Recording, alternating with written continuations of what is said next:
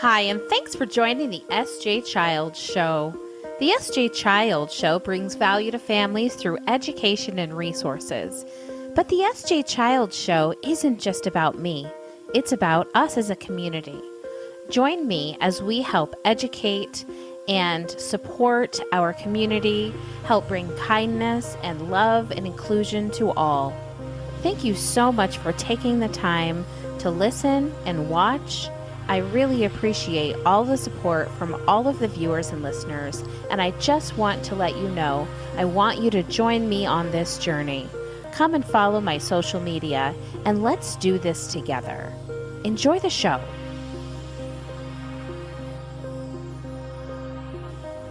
Introducing Autism Vehicle Home Safety Kits, Emergency Responder, alert stickers, personal profiles with autism needs and a communication board, masks and earplugs, keeping families and emergency responders educated and safe. Get yours today at sjchilds.org. Helping autism families impact their child's developmental milestones through home relocation, community resources, and home designs. For every 3 homes Natalie Castro sells, she funds and designs a sensory room for a community center servicing individuals with autism. She volunteers to coach law enforcement, first responders, and ER nurses how to have a positive experience for individuals on the welcome autism. To the SG Child Show. I'm your host, SG Childs, and today I have Olivia Hops. And Olivia is coming from, I'm pretty sure it's sunny San Diego, and warm and friendly. And so we're so happy to have her here today. Thank you so much for being here, Olivia. Oh, thank you so much for having me. I'm really excited to be on. Yeah, excited to have you and to really dive deep. You know, I think female divergent minds are kind of hot topic right now. And like, we really want to dive deeper. We want to understand more, and we want to be able to understand how to support more females in the community. So yes, tell us about yourself. Give us an introduction and how this all got started for you. Yes. So I'm, like you said, I'm from San Diego, and yes, it is sunny. I believe it's like 85 degrees today, which is a little too hot for me personally. I like the cold, but my dad and probably 99% of the San Diego population is very excited about this fact. I'm 26 years old, and I was diagnosed with autism in January 2020 at 24 years old. So it's been a little over 2 years, and it's just been the best 2 years of my life, because my whole life I have wondered why I am the way I am, like why my brain works the way it does, because I seem to do things a little differently than other people around me. And I would always say my brain doesn't work right. Like there's this not working quite right. Yeah. And I believe it was 2008, like the summer of 2018, I was up in Washington State to see my best friend graduate college. And at the dinner afterwards, I was sitting across from her aunt, and I was, of course, babbling on about like my whole life story, because I have like no filters or like boundaries or anything like that. So I'm just like saying intimate details that like, oh, maybe I shouldn't be saying, but that doesn't cross my mind. Book. And I could tell she was like very intensely listening. And after I was done babbling, and I can never tell a short story, so as you can already tell, I have to say all the details. We already did. You know, I already did that to you about 15 minutes worth. No short stories here. I just want to make sure everybody has all the details. Yeah. But so anyway, so she asked when I was done, she's like, can I ask you a question?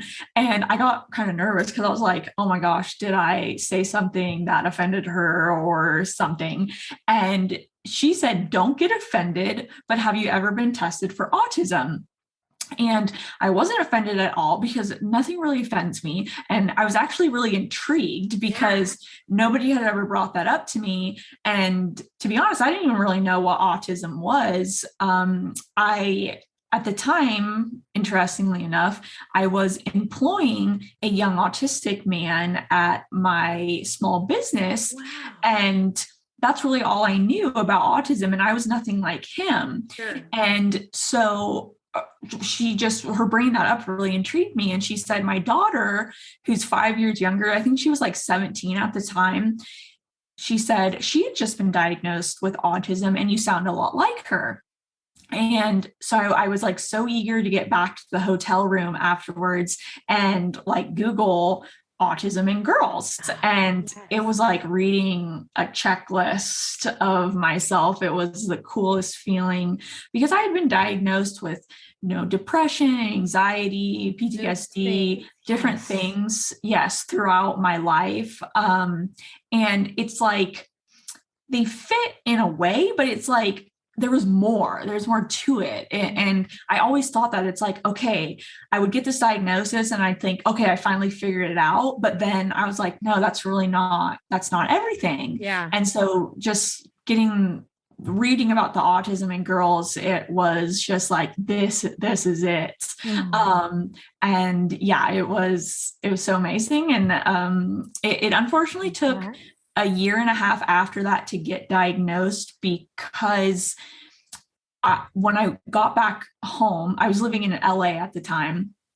I went to see my therapist that I went to weekly a couple of days later, and I was so excited and nervous to bring it up to her. And when I finally got the courage, there was like only 5 minutes left, I think, in the hour session because I was so nervous trying to get the guts to bring it up. She immediately shot me down and said, like, no, there's no way that you're autistic. And just very unfortunately, something that happens a lot of times to females, specifically in adults, because we can mask our traits so well. And so I was like so mortified. I told my boyfriend, my fiance now, when I got home, I was like, I have to find a new therapist. I cannot go back. I cannot show my face there again. Well, and she didn't have all the knowledge. She didn't have what you needed. So that's okay. And I love that you said that because so many people are afraid to change therapists, to change doctors, to find, to do it more than once. They're like probably the same thing. Don't want to get shot down again. Don't want to be misunderstood. But there are answers out there. Yes, absolutely. Because it was just like, I had gotten my hopes up and then she shot it down. And it's like, if I had had more knowledge, I think I could have like pushed her on it a little bit. But I didn't at the time because I had like literally just found out about it a couple of days ago. And it's funny, the doctor who ended up diagnosing me literally had his office in the same building that she had her office. Yeah, it was such a coincidence. And yeah, so my advice to people is like, if you get shot down at first, I know it kind of stings, but don't give up because so many professionals are not properly educated on it. And it's not like it's even necessarily their fault. So it's not like they're trying to like do it on purpose or anything, but don't give up because it's unfortunately hard to find somebody that understands. But like you said, there are people out there who will understand. It just might take some trial and error to find them. And, maybe a good just the thought of advice that jumped in my mind was if you maybe start to consider that you'd like to get, an autism diagnosis as an adult female, maybe go to Facebook and find a support group that has other females that you can maybe find ideas or even ask for recommendations. Is there a good doctor in the area that you know of? Those are wonderful ways to reach out to the community to get resources that are real and that have validity. Yes, absolutely. Fantastic idea. And then, like I'd say too, if you're trying to go for autism diagnosis, like write a bunch of like notes down, like, I mean, for lack of a better word, like proof a little bit. Yes. I think I have 2.5 pages written. There you go. Just keep it going. Yeah, exactly. Because at the end of the day, they're not the expert on you. Yeah. You're the expert on you. Exactly. And they only know what you're telling them and what you're showing them. And like to my therapist's defense, like I'd only been seeing her, I think about a month. Oh yeah. So she was really new. So she didn't know me as well. And it's funny because the week after I got diagnosed, it was so weird. The week after I got diagnosed, because I still went to see her because she was really helping me.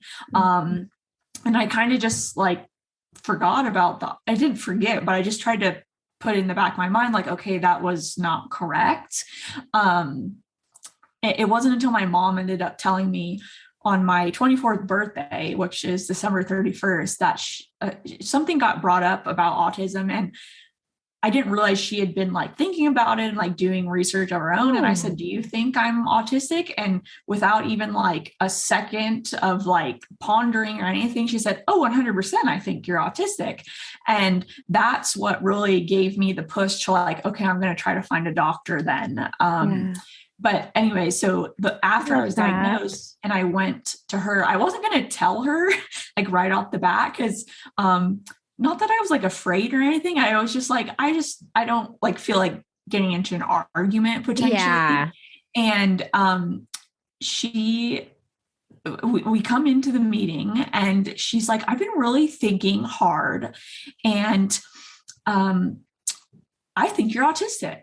Oh, she completely changed her mind. She did her own research, which is, that's so heartwarming. Yeah. And it had been, a year and a half since I first brought it up to her. And so she knew me a lot more better, and everything. And so, yeah, she finally was like, I think you actually are. And then I told her, I was like, oh, actually, I got diagnosed last week. Your neighbor. Right down the way over here in the hallway. Funny. And yeah, it was good. And it was like soon after that, I think I went to her a couple more times and then COVID happened. And so I had to stop seeing her. But that's how my diagnosis came about. Interesting. Tell us about, let's go back to your childhood. Tell us about your childhood and maybe some things that made you feel and recognize that you might have been different than some of your peers. Yes. Or siblings. Do you have siblings? That's a good way to measure too. Yeah. So I have a younger sister. She's 2 years younger than me. And we're polar opposites in about every way. I was definitely not like her in the sense of she's very, very social. Like she was like never home as a kid. She was with friends at dance class, like just always socializing. Yeah. And I needed alone time. Like I liked to be alone. But so like, I think the biggest thing going back to like my school friends and everything is how much I actually did dislike social interactions, like sleepovers. Oh, those were a nightmare situation for me. And it's like, everybody seems to love these things, but I don't. Like going to even birthday parties were very overwhelming. And I don't think like I really knew it at the time, like, oh, this is like really weird, but I just knew it's like, I don't seem to be as excited as these other kids.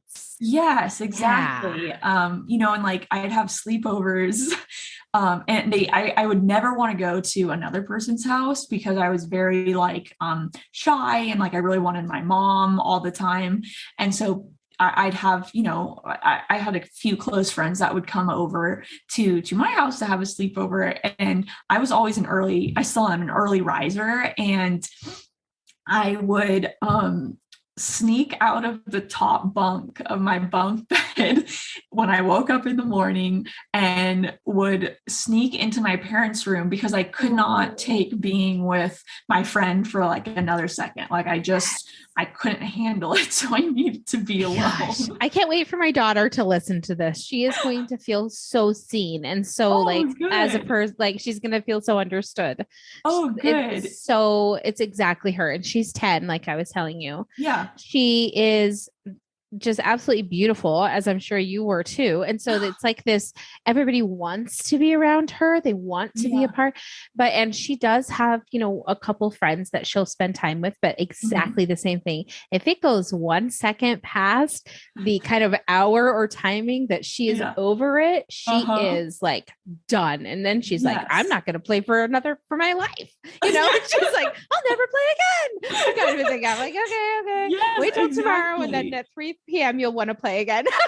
but no, that's totally me. Yeah. And we recognize. I would ask like my friend, like, so like, when is your mom coming to pick you up? Because I need you to leave right now. Yeah. I'm trying to teach her some kind of maybe like strategies or like words or sentences to get her out of things a little quicker. Yes. But I completely see that. And it takes a lot of time after those things. We really notice that she needs to unmask. She needs to slow down, be by herself, have her own time. Yes, exactly. Recharge from all of that. It's interesting. Yeah. And it's like, I didn't know at the time, you know, like why am I just like done? It's like, I couldn't like even fake it anymore. You know, I'm sure your daughter's the same. Like I was just done. And I'm actually like getting ready to film a YouTube video after this, and it's coping strategies, like to try to help you. And one of my tips that I'm going to talk about is saying no. Because I never could say no, and it basically I was too polite. And so just like teaching you know, your kids or something to like be able to say no and not view it as being rude, but viewing it as like putting yourself first. Self-care. Self-care. Yeah, exactly. Just to be able to say no. You know, I'm too exhausted, whatever. And it's like, again, when I got the diagnosis, it was, I mean, so amazing in so many ways, but I felt like, because I always felt like I had to lie to people why I didn't want to go out, why I didn't want to do this. And I'd have to make up lies. Oh, I'm busy, I'm sick, or whatever it may have been. And it's like, one, I was so frustrated because I didn't know why I didn't want to go out. And then two, it's like, now I have to make up this lie. And when I was diagnosed with autism, it's like, I kind of felt like I had my excuse, like for a lack of a better word. Here's but it was card. like, like it's like I could actually tell them something that they would like understand. Like, hey, like if they knew I was autistic, like I'm kind of feeling burned out or whatever, and they would understand. Whereas before, I didn't know how to tell them like that. I just like, I'm really just don't want to go out. It's like, that seems rude. And like, I would never have wanted to tell them that. But now that I have this answer, I've been able to say no and, you know, be like, hey, I need a rain check. I'm just not feeling it today, or whatever it may be. So definitely, teach your kids or yourself, if you're on the spectrum, to be able to say no. And again, you're not being rude. You're just, like you said, it's self-care and putting yourself first. Yeah. And, you know, teaching your kids to have that kind of self-confidence opens them up for being able to stand up for themselves in really tough times coming into, you know, school and middle school and things like that, because we recognize that right away. Like we have a 22-year-old and we totally know, you know, that she is also on the spectrum, but it doesn't fall far from any tree in this house, I'll tell you. And she now, I'm her stepmom. I spent literally like 9 years going to therapy with her. You know, 3 times a week, 4 times a week. I spent more hours in therapy with her. And nobody ever had any kind of diagnosis, any kind of anything. And now obviously we see why. It's because they didn't know what autism looked like in females. And they didn't know what all of these other symptoms that were coming up, the lying, the sneaky feeling like she couldn't be herself because she didn't understand who that was and why it was different than what she was presenting. And now we see, and she's more or less like also brought us the same thing kind of, do you guys think I might be autistic? And this is after her brother and her dad's been diagnosed and everybody. And so everybody was like, of course, right? Same as your mom. Of course you are. You absolutely are. Yeah, totally. And when our 10-year-old was diagnosed, my husband and I were like, do we have a party? Do we make an autism cake and like really celebrate this? I love it. It makes everybody just like get, what am I trying to say? They all understand each other. They all have compassion for one another in a whole nother way than they did before. You know, differently than this story, your story and ours, my husband, he was not diagnosed, like I said, till he was in his 30s and 39, I think. And he grew up in the juvenile detention system. He was punished for his autism behaviors when he was a child. And that is also a serious, serious thing that hopefully more information and more uncovering, the patterns of behavior and things will really help uncover and help those kids that are in those situations be discovered and really, get an understanding so that they can help them get their lives, in a different order. But if the people that knew him then, they would never in a million years be like, he is in a happy, successful, almost 2-decade-long marriage. He has 3 happy, successful kids, that wouldn't have never been the story that they would have told him or that he would have believed. Right. Yeah. But it was exactly through that it's in opening your eyes up to the truth about not only yourself, but your friends or your partners, and just having acceptance for the differences that we all have together. I think it's so important. And that's why I started writing children's books, was to improve children's lives with inclusion, because the world is made up of diversity, yet why is there a stigma? Why do we look at it and say it's bad or it's not it's beautiful. It's that's what makes us a community, is all of the differences we offer. Yes, absolutely. And just going back to me saying I would always say my brain doesn't work right. Like you're saying, it's just differences. It's not that it's bad or wrong. And I told the doctor who diagnosed me that, and, he said, no, it's not that your brain doesn't not work right. It's just that it works differently, and that's okay. Yeah, exactly. It is okay. I'm so glad that he said that to you. Yeah. And for you to just have embraced it fully and helping you. What kind of, now that you have this, what kind of work accommodations do you look for or have for yourself? So I had to start my own business because I couldn't handle having a regular job. It's not that I couldn't do the work. And this was so incredibly frustrating because it was, 5 or 6 years before I was diagnosed. And I just couldn't understand why I couldn't have a normal job, because I knew I was smart and capable, but I just couldn't handle it. And I just couldn't understand why. And obviously now I do. And so I had to start my own business because I just couldn't handle punching a clock and having a boss and being social and going into work and into an office.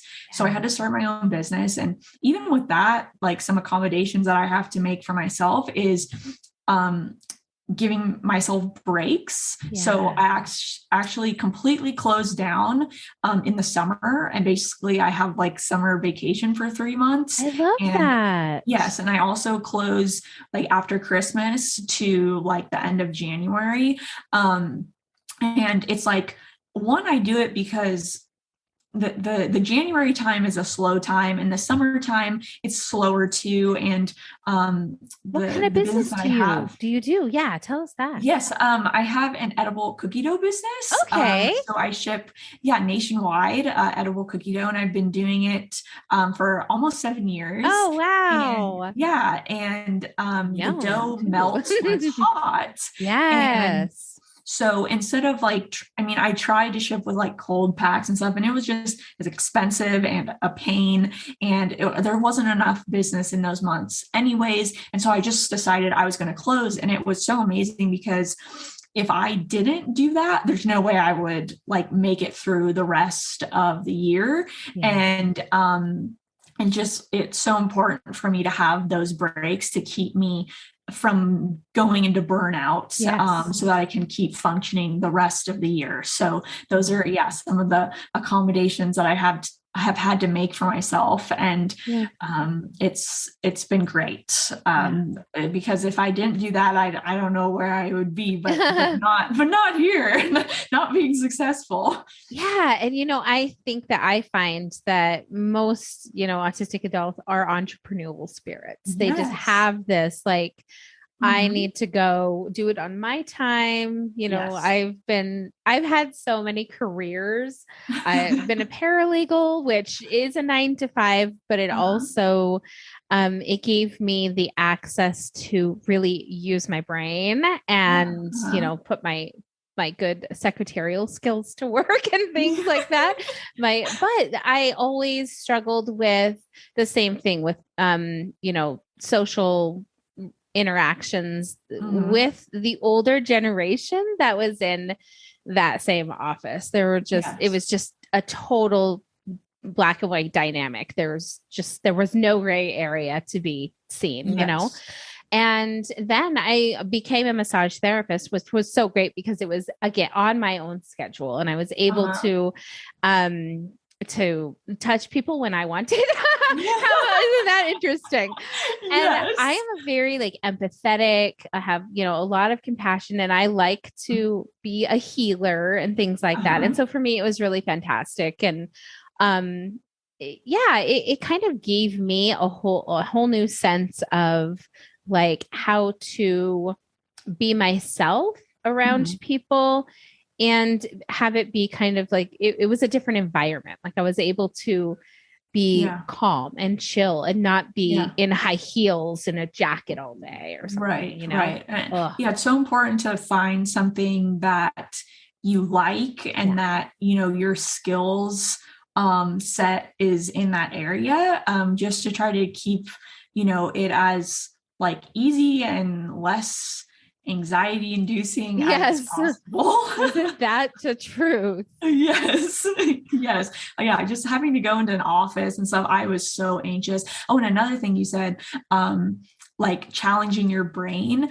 That's another great thing, because the second I would get bored at a job, that's when it would start heading downhill fast. I needed something to be a challenge. I love to be challenged. And when it was boring or I had downtime and it was too easy, I would start to get anxious because I'd have nothing to be doing or whatever. And then I'd be looking at a clock, ticking down the time of when I was going to get to leave. And then I would start getting depressed. And it was a very bad, vicious cycle. Yes. So that's another thing. It's make sure you're doing something that obviously that you like and that you have the skill set for. And that's challenging so that you don't get bored, because that can just cause, problems, at least for me. And it sounds like for you too. Definitely. And I love that I can do this show on my, on my own schedule and out of my home. And it makes it so much nicer. And sometimes we have a little visitor or so. It doesn't look like we're going to get one today. So and that's okay too. And it was so great at the beginning of my show when we first started, it was at first I was afraid for if my son came in, and was asking all of his funny questions, and he's very academic and very intellectual. So he's 12 going on college professor. And he will tell you that he studies over 109 languages. Yes. Oh my gosh. When he was 3, when he was 1, he started reading. I got pregnant at 33, so I was older, and I really was into early childhood education a lot. And so I bought this program called the Your Baby Could Read program. Okay. And they used to show ads and commercials for it years ago, but I bought these, this system, and would just, as a 1-month-old baby, sat him in front of the DVD, would show him these DVDs and flashcards and things. And then at 1 year old, we recognized that he was reading the words, that his eyes were tracking. I'm overachiever bad. It rubbed off into parenting, unfortunately. But And then at 2, he started writing. And so he wasn't verbal yet. He wasn't verbal until he was almost 4. So from 2 to 4, we communicated in writing and in lists and kind of charts and things like that.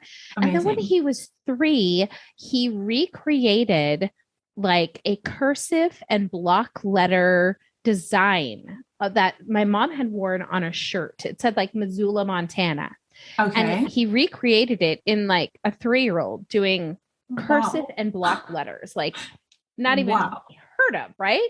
So and that's impressive. When I was like, oh my gosh, he has a photographic memory. Like this is what we're working with here. And so I was kind of like exploity, and I was just like, oh gosh, look, now we can learn geography, and I'll teach you anatomy, I'll teach you math and science and English. And I got all of these DVDs, all of these educational stuff, and I just put him on a fast track to learning because that's what he loves, you know, and he just absorbs all this information. And if you knew your child had a photographic memory, would you want to give them, you know, sit them in front of like cartoons, or do you want to give them a geometry book or a, you know, things like that? And so that's what I was just filling him with, all of this education. Now he is self-taught. Now I don't even know that I could get on the level that he's at to be able to teach him anything. Definitely would not me. Oh no, that's so amazing.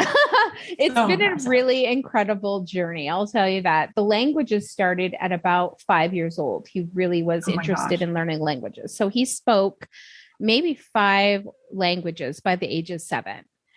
I'm so jealous. I'm trying to learn Italian. I wish he knows Italian. He knows Italian. Yep. You know, well, we wish he would do a lot of things like create an NFT and, you know, make us billions on the dot. Like he's just the cutest thing. But it's so incredible because just like with all of that amazing things, he also has ADHD and global developmental delays, which really are seen in his dressing himself. Self-hygiene is really tough. And like I said, he is verbal, but being verbal and being able to communicate correctly with people, or what they deem correctly, I should say. That was, you know, I don't mean to be inconsiderate, but he has a harder time with that. And there's a lot of times that he'll speak in he likes to change vocabulary. So if I tell him to go sit down in a chair, he'll say, should I go sit in a chi? And I say, oh, go sit in the chair. A chair is called a chi. And then he tries to like change things so that he doesn't have to comply.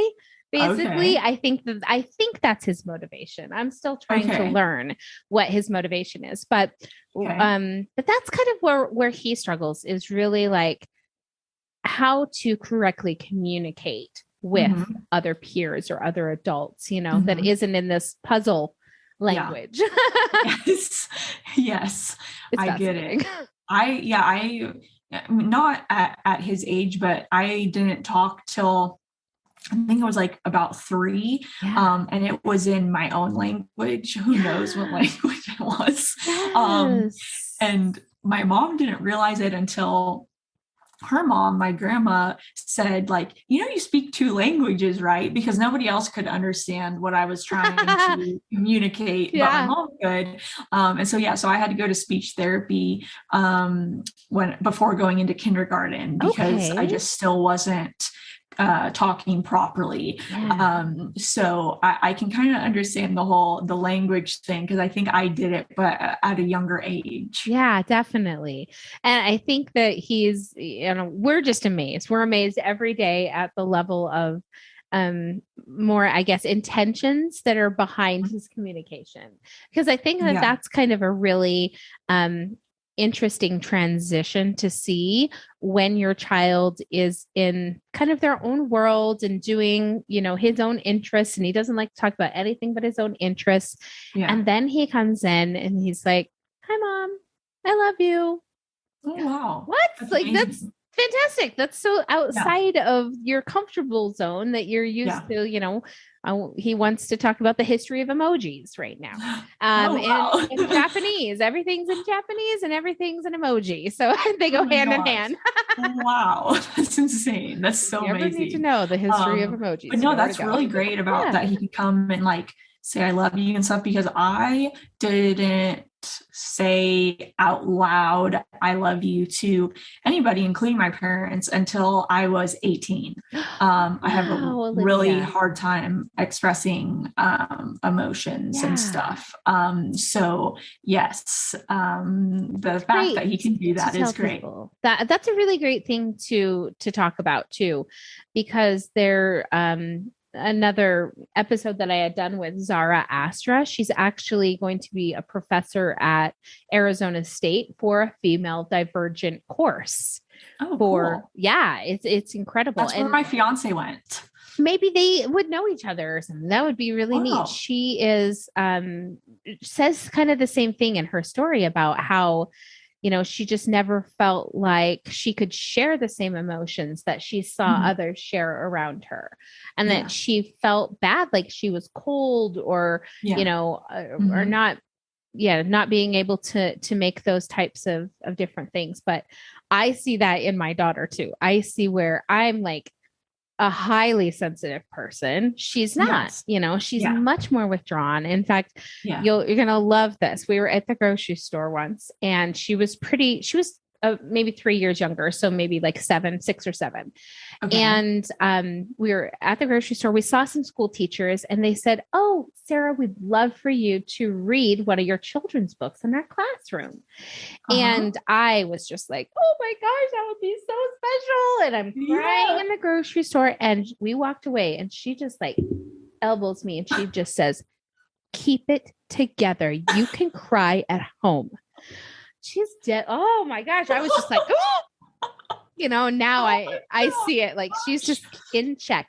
Like, you watch yourself, lady. That's so funny. I don't think I ever had quite the situation with my mom, but definitely something I probably would have done or thought internally, because I'm the same way. I'm very unemotional, and it's like, it can be really frustrating, like you were saying, because it's like, I want to like be able to show those emotions and convey those emotions, but I just can't.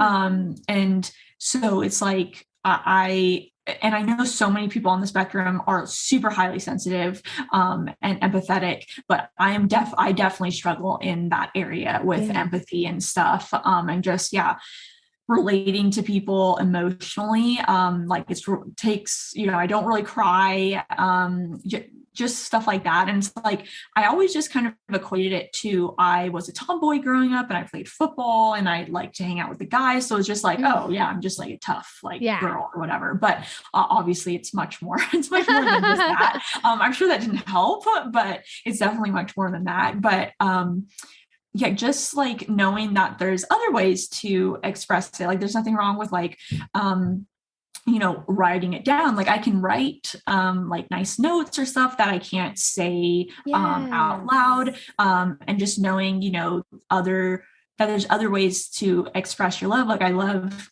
giving gifts and making people things, and, you know, things like that, where it's not quite the traditional like hug, because I don't like being touched or talking, but you know, I'll bake you some cookies or make you something that I think you'll really like, and that's kind of how I convey my love and feelings. I think that's so fantastic, and I want to talk about your relationship, if that's okay, and just whatever you're comfortable with, but how that looks, and, you know, dating and then finding someone who just really accepts you for, and then is he also on the spectrum by chance? No, he's not. So we're pretty opposites. And it's funny because like, I know a lot of people on the spectrum really love dating other people on the spectrum, but I personally don't think that I could date another person on the spectrum, because like, I'm a pain, and like I can barely deal with myself. I don't know how I could deal with somebody like just like me. I don't think I'd have the ability to do that. But so I met Alex at the NFL Network, which is where so I didn't go to college. I went straight to the NFL after high school, and Yes. So yeah, that's another thing that I'm really passionate about is you don't need to go to college to be successful because it's not for everyone. I absolutely love learning just like your son. I love learning new things, but not in a classroom setting. And I think it's sad that society makes it seem like you're going to fail if you don't go to a traditional school, because there's so many different ways to get your education. And like I got my education through internships, because I love and learn by doing. And so that's how I got all my education to get my job at the NFL Network. Who did you work? Did you work with a team? Yeah, I worked with, no. I not like a football team. I worked just at their, so it was like their media place. So they had like, so I was a producer editor with them and helped produce their fantasy football show. And I thought that was my dream job. And I turned out that I hated it because, as I mentioned, it was like very boring and it was just a bad cycle. Yes. But the one good thing that came out of that is that I met my now fiance. We've been dating for about 7.5 years, and we just got engaged a month ago. Congratulations. Thank you. But yeah, like growing up, I never thought I was gonna really have a relationship. I never thought I was gonna get married, because I just knew myself where I couldn't express love. I didn't even know if like I could love, like really, I didn't know that. And I didn't like being touched, and I couldn't stand people for more than a certain amount of time. So I just didn't know how that was going to work. And then I met Alex and everything changed. So there's definitely somebody for you out there, even if you think that like, you're not normal and you're not capable of having a normal relationship, but I promise you, like, your person's out there. Because it wasn't until I met Alex that I was able to start saying I love you out loud. And I don't know what it was about him, but he's like never annoyed me. We've been living together since I think like only 6 months into the relationship, and like I can be with him all day long and it's fine. And I just knew that he's a very special person for those reasons, because you don't get annoyed with him. The relationship definitely comes with compromise on both of our ends. Unfortunately, more on his end for him, just because I have a harder time doing things, and he's so like go with the flow, like so laid back. Like I said, the opposite of me. I'm like very high strung, and I can't handle change or anything. And so he was like very, when I met him, like very touchy feely, like he loved to cuddle and wasn't very emotional. And I just wasn't like that. And so, unfortunately, he had to give up some of that because I just couldn't handle it. But I've gotten better with it. And, now, we can cuddle. Sometimes it's like, no, don't touch me. And you have to be able to like convey that to the person. 100%. It's not happening right now. Like, I don't want to be touched, like even on the arm. Like exactly. Yes, you get it. But there are times that it's okay with me, and I've gotten better at that. But just like some things that I think would come naturally to like other people in a relationship is hard for me. Like I'll forget to like give them a kiss or a hug or something, because it's just not something that I enjoy, and I just forget about it. And so I have to remind myself to do that. Another thing is like asking how his day was and asking about his interests, because autistic people, kind of like you were saying about your son, talking about his special interests, and I'm no different, and we can come off as narcissistic sometimes, not because we are, but just because it just doesn't come natural to us to be like asking about other people's things and what they're interested in. So I have to really like remind myself to do that with him. Thankfully, like we like most of the same things. We love sports. He's like a big superhero nerd. And at first, when we were first dating, I'd never seen a superhero movie, and I totally made fun of him. But he turned me into a superhero nerd as well. So we have that in common. So we really have so much in common, which I think is vital, because if we didn't, I'm sure it wouldn't work because of how unflexible I am and how just it's hard for me to talk about things that I'm not interested in. It's hard to hold a conversation. So thankfully we like the same things. I love that. But yeah, so that's my rambling of I love it. relationship. No, it's fantastic. And I met my husband. It's so funny you said that too about the NFL, because I really wanted to go work for the 49ers as a massage therapist. I wanted to be a massage therapist for the 49ers so cool. bad. But I did become the massage therapist for the Utah Jazz. So I just picked another sport. Wow, and now after that, cool. I'm like, oh, thank heavens. Like these guys' legs are, long, but they wouldn't be as big as those other guys would have been. And I'm 5'2", Oh my gosh, their legs as tall as you, probably. Exactly. So it was really great. And at the time I wasn't a basketball fan. So for me, it was a perfect job because I didn't have it's a fan. I'm a fan. Yeah, right. I was just like, whatever, dude. Your leg. Yeah. Give me your leg, whatever. So it made it just really fun. And I'm just so glad that cool. I accomplished that, that I had this dream to work for a sports team and I made it happen. So yeah, that's so true, because I had to remind myself that about the NFL, because I ended up quitting because I just hated it so much after just one season of being there. And it's like I would even now I have to remind myself that that's not like a failure. Like you accomplished your dream job at 18 years old. Like you did it. And you just moved on to new dreams and stuff. So it's like I still checked that off. It just it happened to be something that turns out that I don't like, but that's okay. So no, you're absolutely right about that. And that's seriously so cool you got to do that. Oh yeah, it's a lot. It's really neat. And I'm so grateful for the opportunities that I've been able to create for myself. And with that same thing, just not being afraid.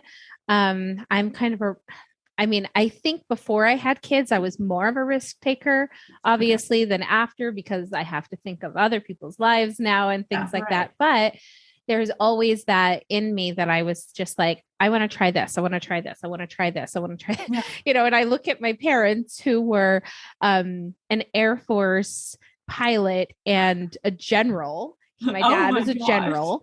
And of course, he spent 40 years in the Air Force. My mom was a nurse. She spent 40 years being a nurse, doing the same thing.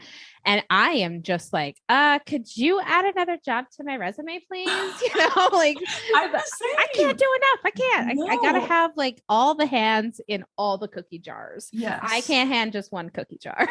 No, I can't do just one thing, because I get burned out really easily on it. And it's I always dive into whatever I'm doing 110%. But then it's usually short-lived and I want to move on to something else. Interesting.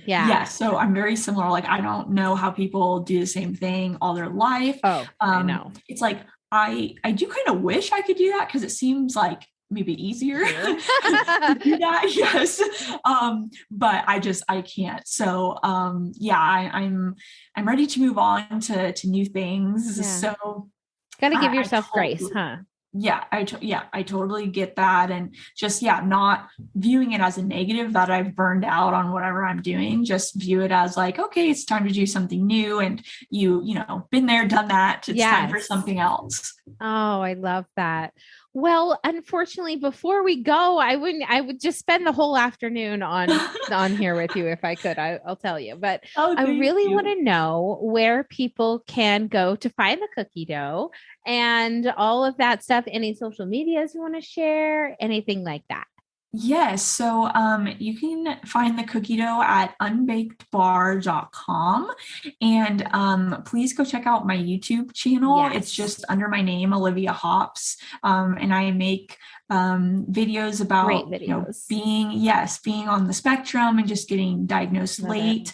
And then a new thing I'm offering is coaching to try to help other autistic adults or parents of autistic kids just through my experiences. So you can go check that out on oliviahops.org. Perfect. And there as well, you can find, I really want to help other autistic adults be, entrepreneurs, because it seems like we really, like you were saying, we have that spirit and it's so hard for us to have normal jobs. So I also offer courses on that website, oliviahops.org, on how to start your very own online edible cookie dough business. So, wow. Fantastic. Yeah, it can be tinkered to be any online business, but it's a bunch of knowledge from my 7 years of experience on how you can start your own successful online business so that you can hopefully live an easier and less stressful life being your own boss. Absolutely. Oh, I just love that. I'm so glad that we were able to connect and make this work. And I look forward to staying in touch with you. Oh, absolutely. And just catching up in the future. Thank you so much for your time today. It was just such a pleasure to have you on the show. Thank you so much. Yes, it was so much fun. Thank you. The SG Child Show, produced by SG Childs LLC. Thanks to all my viewers and listeners for your continued love and support. And thank you to the guests of the SG Child Show. It's been an honor to have you on the show. Thank you to everyone who continues to support me. Go to my social media and let's build this community together through kindness, compassion, and education for others.